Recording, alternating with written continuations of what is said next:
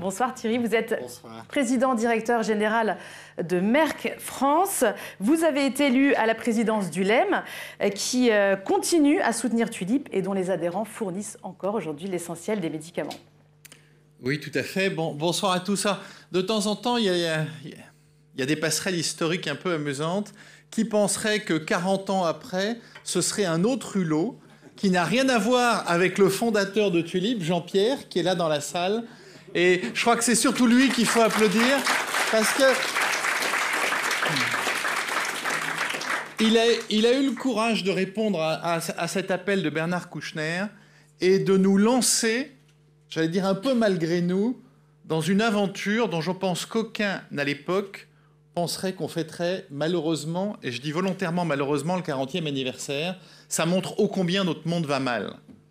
Ça montre ô combien ce qu'on avait prévu, ou ce que tu avais prévu comme un peu quelque chose d'urgence pour aider un copain en Centrafrique, est devenu maintenant quelque chose qui est indispensable.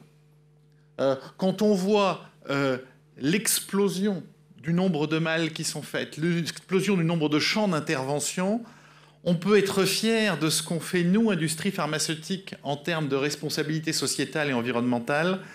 J'ai toujours peur, quand on parle de RSE, qu'il y ait des beaux mots, mais qu'il n'y ait rien derrière. Je pense que Tulip montre le contraire. On peut agir et éventuellement, au bout de 40 ans, en parler un peu. Mais pendant 40 ans, on a agi quotidiennement sur le terrain. Ça a commencé par une petite aventure.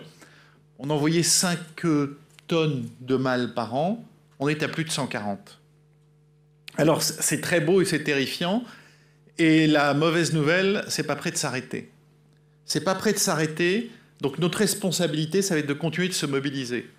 De continuer dans nos entreprises, quand Tulip fait un appel à des produits, à répondre présent. Et on a la chance, comme le disait très bien Mohamed, on est dans un pays où, globalement, on a à peu près tout ce dont on a besoin pour vivre décemment au quotidien.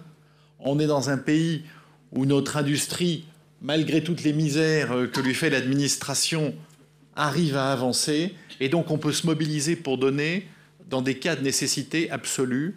Et là, on peut donner, et ça va être mon appel ce soir, via des dons financiers, parce qu'il faut faire tenir la structure, via des dons de produits, parce qu'il y a des patients à l'arrivée qui en ont besoin, et si on ne donne pas, ils n'auront rien. Et puis aussi par des dons de temps, parce que, comme le reportage le montrait tout très bien, les malles, il faut les remplir, il faut les préparer, il faut les contrôler. Et là, on a heureusement plein de bénévoles dans notre industrie qui ont levé la main, notamment ces derniers mois pour l'Ukraine. Et au-delà de leur dire merci, on a encore besoin de vous, on va avoir besoin de vous cette année, l'année d'après et les années suivantes. Donc, ne nous démobilisons pas. Et puis, un grand merci aux équipes de permanentes de Tulip, qui assurent la coordination de l'ensemble, qui assurent la coordination des bénévoles, qui assurent le lien avec les différents organismes humanitaires.